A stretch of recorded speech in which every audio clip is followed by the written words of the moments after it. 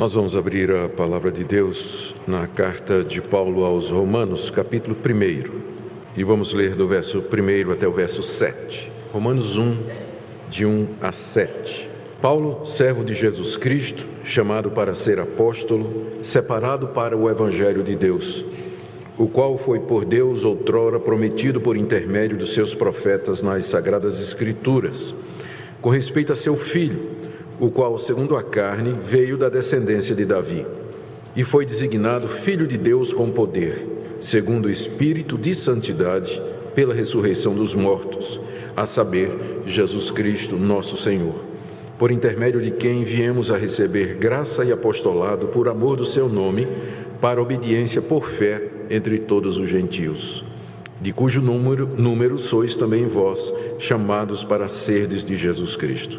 A todos os amados de Deus que estáis em Roma, chamados para serdes santos, graça a vós outros e paz, da parte de Deus nosso Pai e do Senhor Jesus Cristo. Até aqui a leitura da palavra de Deus. Vamos orar pedindo a iluminação do Espírito Santo para a compreensão da palavra de Deus. Senhor, nós queremos pedir que Teu bendito Espírito Santo nos conduza na compreensão da Escritura. Nós queremos exaltar o Teu nome, queremos aprender mais de Ti, mais a respeito da pessoa de Cristo. Eu quero pedir, Senhor, que nessa noite Tu fales ao nosso coração, que pela Tua graça Tu chames pecadores a Ti, consoles o Teu povo e nos instruas na Tua palavra. Pedimos ao Pai tudo isso em nome de Jesus. Amém. Meus queridos, através dos séculos a Igreja tem afirmado, ensinado que Deus salva pecadores mediante a fé em Jesus Cristo. Essa é a mensagem característica da Igreja cristã. A Igreja cristã tem muitas atividades no mundo. Ela faz obra social, ela atende a necessitados, ela se posiciona diante da cultura, ela se insere na sociedade. Mas a Igreja cristã é conhecida porque dela ressoa a mensagem das boas novas, de que Deus amou o mundo de tal maneira que deu o seu Filho unigênito para que todo aquele que nele crê não pereça, mas tenha a vida eterna. Desde o seu início, a Igreja cristã vem proclamando aquilo que nós conhecemos como o Evangelho, que são as boas notícias da parte de Deus. Mas desde o início também, a Igreja cristã tem tido que lutar para preservar essa mensagem pura, porque já no primeiro século começaram a aparecer distorções e apresentações falsas dessa mensagem. Já na época do apóstolo Paulo havia os judaizantes, que eram judeus convertidos ao cristianismo, que diziam que as boas novas era o seguinte: você cria em Cristo para ser o seu Salvador, mas você tinha que guardar as obras da lei que Moisés havia ordenado. Então isso é considerado uma distorção do Evangelho, porque o Evangelho é que Deus nos salva gratuitamente pela fé em Cristo Jesus. Na mesma época apareceram os libertinos, ainda no período dos apóstolos, pessoas que diziam: essa é uma notícia boa demais, Deus nos salva pela fé em Cristo Jesus, logo, não importa de que maneira eu viva, não importa o que eu faça, eu serei salvo de qualquer maneira. E aí aproveitavam a graça de Deus como uma desculpa para viver em pecado. É outra distorção do Evangelho. No século II aparece uma outra versão do Evangelho chamado gnosticismo, que era uma tentativa de misturar a fé cristã com as categorias do pensamento helênico, da filosofia grega, das religiões de mistério. Mais outra distorção do Evangelho, exigindo que a Igreja combatesse aqueles mestres, discutisse com eles e finalmente ganhasse a batalha no século IV. Mas aí veio a institucionalização da Igreja. A Igreja virou uma grande instituição, virou uma grande hierarquia encabeçada por um Papa infalível. Durante a Idade Medieval, doutrinas estranhas entraram na Igreja, como adoração a Maria, mediação de Maria, veneração dos santos, a doutrina do purgatório. Mais uma vez foi dito que a salvação é pelas obras, juntamente com a fé em Jesus Cristo.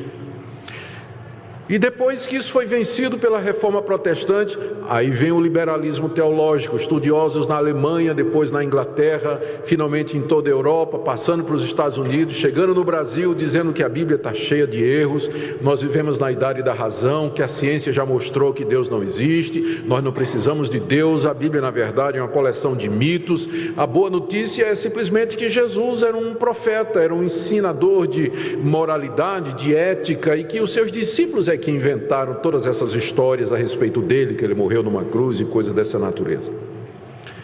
E novamente a igreja teve que brigar pela pureza do Evangelho.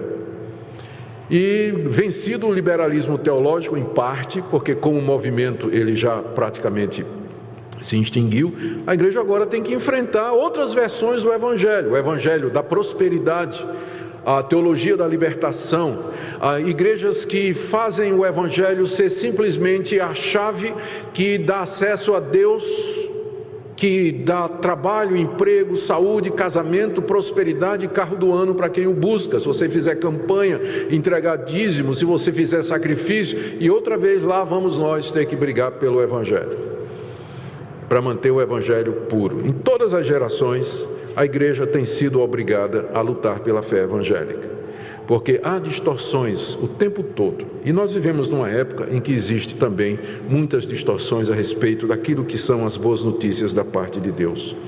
Por isso que é importante sempre nós voltarmos às Escrituras e fazer essa pergunta: o que é o Evangelho? Estamos nele? É no Evangelho original, puro e simples que nós cremos? É por esse motivo que nós estamos iniciando hoje uma série de mensagens na carta aos Romanos. E hoje nós temos diante de nós o prefácio e a saudação dessa carta que Paulo escreveu. Aqui, no trecho que eu li para vocês, o apóstolo Paulo segue o padrão que era costumeiro naquela época de quem escrevia uma carta.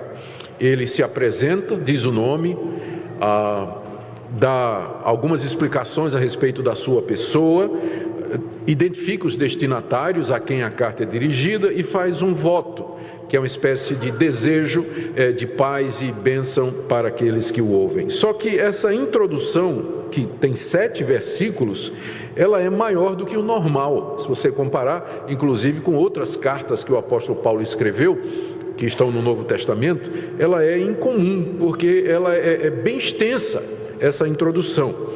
E aqui Paulo não somente diz o seu nome, mas ele apresenta as suas credenciais, quem ele é. Em seguida ele se demora explicando o que é o Evangelho para o qual ele diz que foi chamado por meio de Jesus Cristo. E se dirige aos romanos, os crentes da cidade de Roma, dizendo para eles o que é que eles são, amados de Deus e assim por diante. E qual a razão para isso?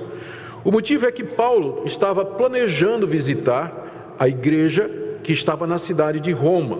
Queria gastar um tempo com eles, queria ter comunhão com eles, ser edificado por eles. Ele vai dizer isso a partir do verso 8. Mas só que Paulo não era conhecido da igreja de Roma, ele não fundou a igreja de Roma.